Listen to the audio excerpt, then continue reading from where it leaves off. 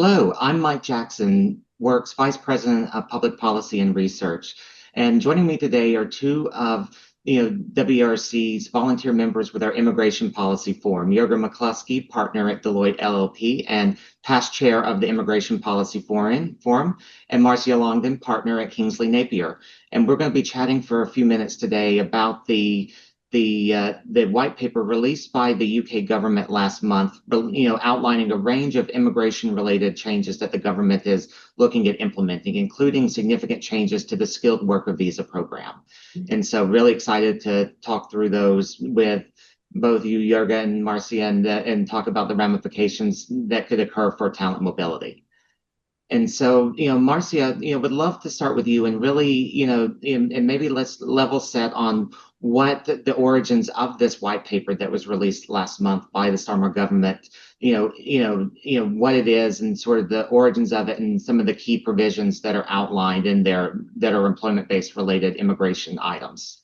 Brilliant. Thanks, Mike. Put rather simply, I've said this on a few occasions before, but if you imagine that the Conservative government was in place for 14 years, so when we now have Labour in, who obviously got voted in last year, so they were very keen to make changes to the immigration systems. And so it's fueled by a number of things, but it's their literal stamp on it. So Jurga and I, as well as other practitioners, have been waiting eagerly to see what this looks like. And so the first thing I should say is that the white paper, everything contained in it isn't yet law, okay? It's not yet law, but it's given us an indication as to the mindset of the Labour government. A couple of years ago, I think it was even possibly last year, when they looked at net migration, the figures were like 900,000. So Labour are saying we need to get this reduced and we're going to try everything in our power to get it reduced. Now, that figure was made up of a number of reasons, but last week, the net migration figures were released and it was down to 400,000.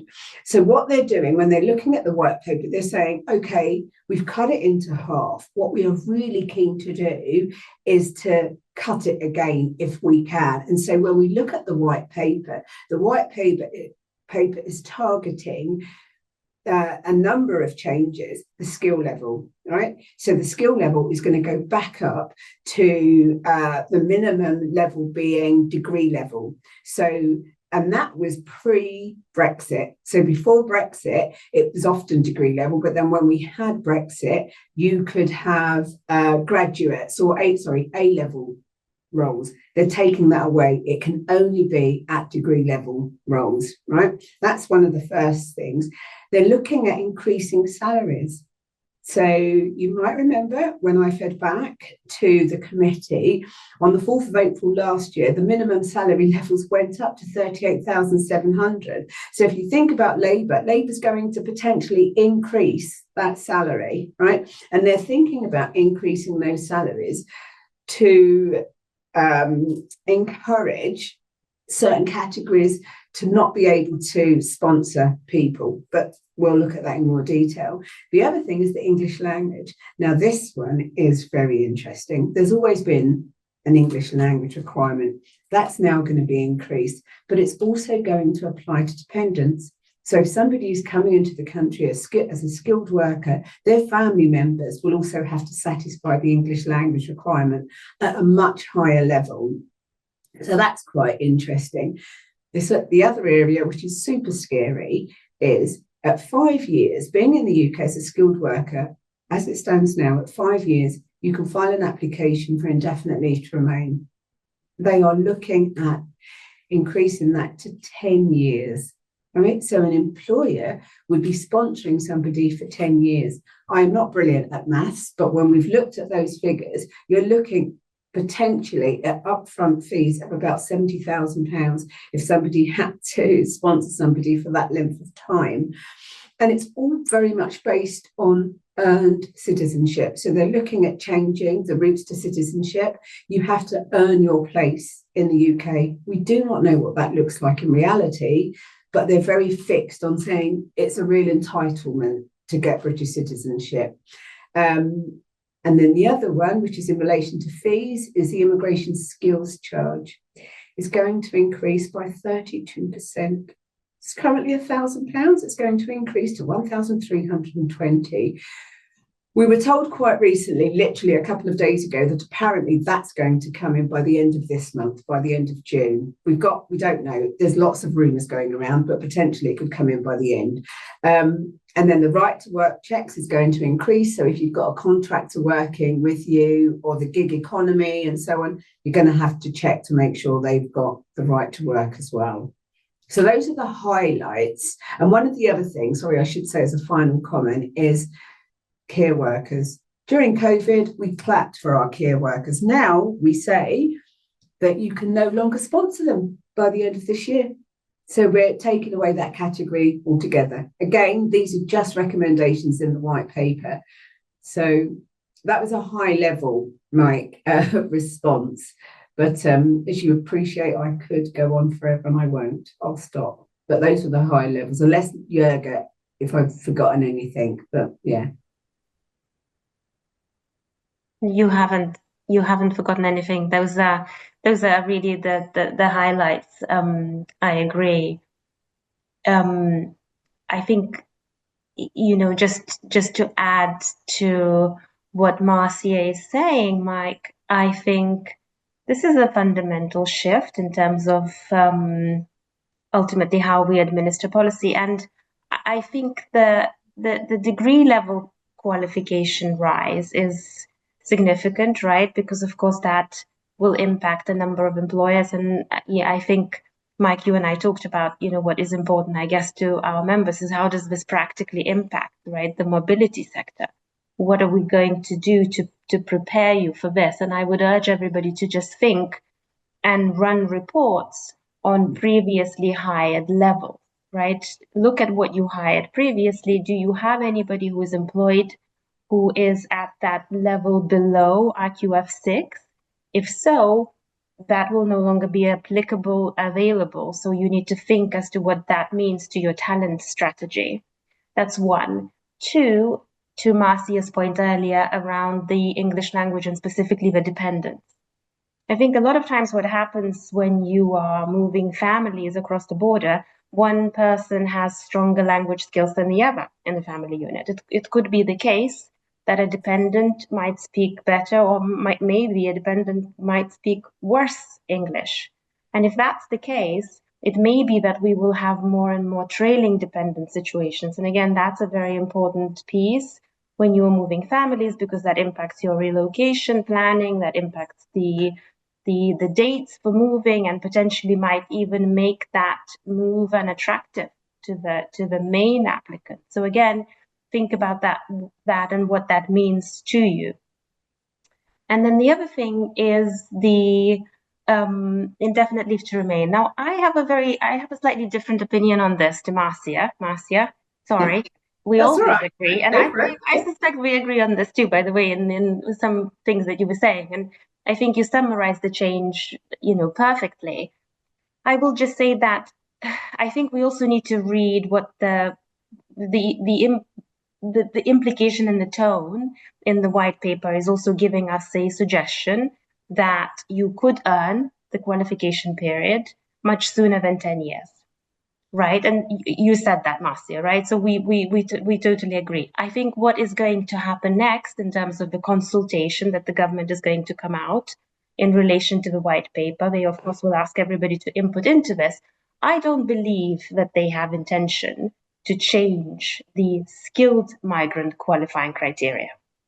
The reason why I say that is because there are other systems across the world that are sort of very similar. They approach it in a similar way. You earn your qualifying criteria, you earn certain points, certain time, qualification criteria that allows you then to qualify for certain things in a certain period of time. And I think the way that you would measure this most likely will be by understanding what job you do, what salary you earn, the tax you pay, how else do you contribute to the society. And I think by virtue of looking at that qualifying criteria, although we don't yet know what that will look like at the end of the policy once it's implemented, I suspect those will be the criteria, and therefore our skilled workers will probably qualify in 5 years as they are now. What I want to say next is a bit of a provocation, actually, Marcia. Yeah, I agree. And I raised this already a number of times. I think maybe I am starting something here, and I'm really, really determined to continue in that direction. What I'm asking everybody is, when that consultation comes out, that we ask for, let's say, a higher tax bracket paying workers to qualify in less than 5 years. If we are pushing the qualifying criteria to 10, perhaps we could have some flexibility and push that qualifying criteria to lower as well. Not that long ago, that qualifying period was 4 years. Could we have 3, perhaps? I don't know. But it is certainly worth having that conversation, because again, I think the intention behind this is to make sure that we have the brightest, the best, right? That earning criteria at the end, the way that we qualify for that indefinite leave to remain and thereafter citizenship, of course, will really depend on what it is that we are deciding that criteria accounts for. But there's room, I believe, and so perhaps there's something in that. I agree. Sorry, Mike, just to jump, to respond to Jurga. Jurga, I do agree with you. I actually think that it is provocation talking about increasing it to 10 years. And I also think what they're probably going to do is look at certain industries. Sadly, it will probably be the hospitality, it will be care industries and things like that. They won't qualify. But I completely agree with you, because it'd be too damaging for industry and for the reputation of the UK to make a blanket approach and say all skilled workers are now going to increase to 10 years. I completely agree with you. And I kept saying that, but lots of other people around me, naysayers, are going, no, it's the way they're going to reduce it. But we would literally be stabbing ourselves in the foot if we made a blanket approach. So I do definitely agree with you. I do. We're on the same page. Sorry, I hope we're right. Yeah, we do hope we're right. Yes. And then, and with this question, both with the indefinite leave to remain, but then also the the initial eligibility criteria, and going back to the to the shift in the RQF at level that you talked about at the beginning. It sounds like that that there's the potential for significant impacts both in the short term in terms of pathways to get talent into the country, but then also what that even once they're in, what that looks like in terms of the what the ultimate requirements are around the indefinite the indefinite leave to remain, and what those criteria ultimately are coming out of that consultation process. Yeah, absolutely. And I think the RQF level is I guess maybe, yes, it's a change, but maybe not necessarily the scariest of changes, right? Because ultimately, when you think about and I say that with great hesitation, by the way, because I realize very much that a lot of people will no longer qualify for what ultimately is the work permit, right? Work permit application. But I guess the way that the policy has been shifting over the years, we could see the movement in that direction. And that's what I mean when I say that probably that's not the most surprising of changes. We've seen salary increases, which obviously corresponded with the certain other requirement criteria for those codes in the occupational codes. And again, that normally would have also impacted the RQF level. So I think it is very much in line with what we've seen the direction of travel for quite some time now. I think it impacts, of course, right? Sorry, Marcia. Well, the only thing I was going to say is it impacts, of course, because ultimately, and to Marcia's brilliant point earlier, it is the total calculation of what it costs to sponsor a foreign national migrant. And I think that we need to be very careful when we're having this conversation not to forget that the reason why organizations sponsor foreign nationals is because they cannot hire local nationals. There's a shortage of skills around the areas that they're hiring in. And, I think it's very difficult to have a conversation about the higher RQF level, higher salary, and then a conversation about hiring locally instead, when we know that the likelihood of that happening is very low, simply because there's shortages. And that's why organizations look to hire from abroad. The cost of hiring from abroad for just, the fun of it just doesn't add up mathematically. So people are doing it because of necessity. Organizations are doing it because of necessity. What the UK also looking at is, again, to Jurga's point, in upskilling the domestic population. Yeah. But the reality is, it's always been that way. And quite frankly, there are people in the population who simply don't want to do that type of work. And they're simply just not skilled enough. So what the white paper has also spoken about is the fact that getting a workforce, task force in place to truly identify areas where we don't have the skill set and implement something to encourage domestic people living in the UK to get involved. Now, any kind of planning, that's going to take years to implement. It's going to take years to implement. So there is a sense of concern, because it's good in theory, but in practice, it's going to take a very long time to upskill people in certain areas where there's no interest in them doing that. And this is such an interesting conversation. It's very philosophical in many, many ways, because I often say that, it's a fool's errand in trying to solve skills issues, the educational sector issues, through immigration policy. It just seems like the wrong approach to me. This is a grassroots issue in terms of educational sector, growing that talent, growing those skills in the UK. And that is years, maybe decades even, in the making for certain skills, right? And what we're seeing right now in terms of digital skills and AI and how fast that sector is moving, I would challenge any country to grow that talent locally at the speed that it is required. This is real competition now for talent and skills. And there's very few people who are specialists in this because it's moved so fast. Mm-hmm. And this is something in this conversation, again, about addressing the skills gap and upskilling, your local populations, is something that, in this conversation, again, resonates and see parallels in numerous other countries around the world, including here in the US, also Canada, but looking at sort of how you do that balance in terms of the education and training, the providing opportunities, for your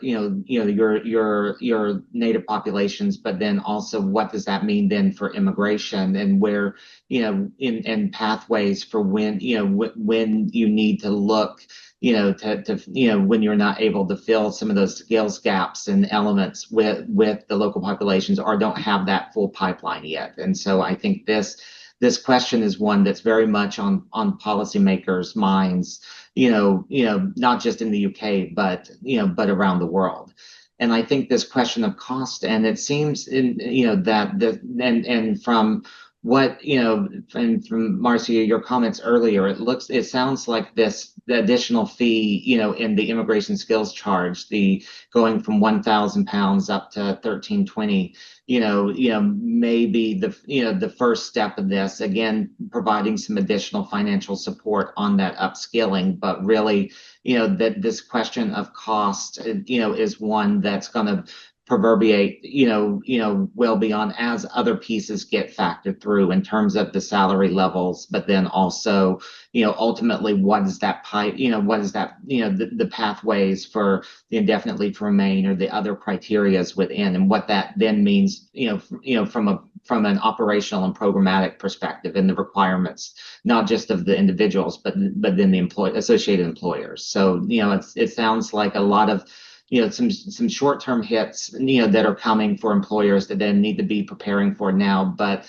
longer-term conversations, that as things get sorted out, will likely, lead to additional costs that employers and their workforces that are impacted will have to consider. Yeah, I agree completely. Honestly, Mike, I do. I agree completely. And like Jurga said before, what companies need to be doing right now, within the next couple of weeks, is looking at their population and planning ahead, quite frankly, because the increase is going to happen. We know this. And just think about your budgets and be strategic in your plans. And dare I say this, but, think about whether that person needs to transfer to the UK and think about those costs. And I shouldn't even really say that because, I'm doing myself out of a job. But those are the thoughts that you've got to think about because it is really expensive and it's only going to increase. And so be strategic in your planning, but definitely think about planning ahead. And in terms of, this element of planning and sort of, talent mobility professionals thinking about sort of the longer term impacts, what are your thoughts, either one of you, on how, how companies, and service providers that support them can start thinking about sort of, the changing requirements of what that might mean on, potential talent pipelines that are being considered for immigration options in the UK? Are there, steps that you would recommend in the short to medium term as these consultations are going on that that mobility professionals consider, or keep in mind, again, looking ahead, knowing the planning lead time with a lot of mobility programs of different types, to start thinking about what, their populations, and ultimately, how this might, depending on how what the government does or doesn't do, impact, potential populations within their organizations. Marcia, jump in, but I think for me is probably what I already said earlier, which is data, data, data. Look at your data, go back, take a look at how you are hiring, what skills you are hiring in, what codes are you using when you are applying for certificates of sponsorship mainly, what is the RQF level for those codes, understand whether that will impact your future. Look at how your population is qualifying for indefinite leave to remain, as in when are they coming up for that qualifying criteria, that period. Reassure everybody that, they presumably, if you are supporting that category of applications, that you will continue to support for as long as the rules haven't changed. And hopefully, like Marcia and I said earlier, we hope that it will not impact on skilled workers. But I think there's a lot of unrest in that population of people at the moment because they are all worrying that perhaps it will impact on them.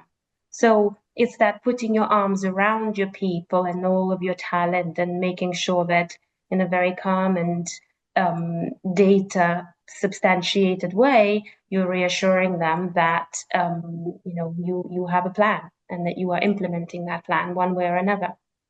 And then, of course, rely on your vendor, rely on your provider to make sure that you are supported with that data, the reporting, the analysis, the continuous communication as to changes. Things are changing all the time, and the clarity around certain propositions is being added on a daily basis. We are learning more all the time around the intention and the potential timeline. So again, that is it is really important that you lean on your vendors more so than ever with that guidance and information. Would you agree, Marcia? I think, 100%. The only other thing I would add is this is a call for evidence. So when that consultation comes out, get involved in it, because it will be the opportunity to tell the government what's not working. Don't ignore it. And I think as practitioners and vendors and so on, it's our job to make sure we rally our clients to get involved, because it will be an opportunity to have their voice heard. So consultation, please, if you're watching this, that would be my one ask, is get involved in the consultation process. I completely echo that. Yes. And, and final question, in terms of looking ahead, it sounds like the consultations, period is ongoing. What's the timeline looking like for that? And, and if folks do want to get involved, what's the timeline and process for that? And, and any other, sense that you have of timelines as we know it, now, knowing that, things are still very fluid? So, Mike, the thing is, they say they're going to go to consultation, but they haven't released it yet. So that's another thing that we're waiting for, is for when they release it. So in parts of the white paper, they say we will consult on this, and that's it. But other parts, I believe, they will implement. So that's why I said there were rumours to say that the immigration skills charge will increase by the end of June, because that's not down to legislation. They haven't got to go through legislation to make that change. So it's likely that that will happen. But some of the other things, they have to consult on it. But they haven't said when they're going to consult. And there's very little detail, So earned citizenship, for example, we don't know what that actually means. So we're all kind of guessing. So yeah, the consultation hasn't been released, but as soon as it is released, we will definitely let everybody know. But I think it will take time. This will take time. I believe most of these changes will take time. And I would just add, as a final reinforcement of Marcia's earlier call for engagement in the consultation, because this will definitely impact in terms of how you hire and how you plan, and potential impact in how quickly or how long it takes for people to qualify for certain categories. So definitely engage and continue to seek out information in relation to all of this, because every day something is becoming clearer.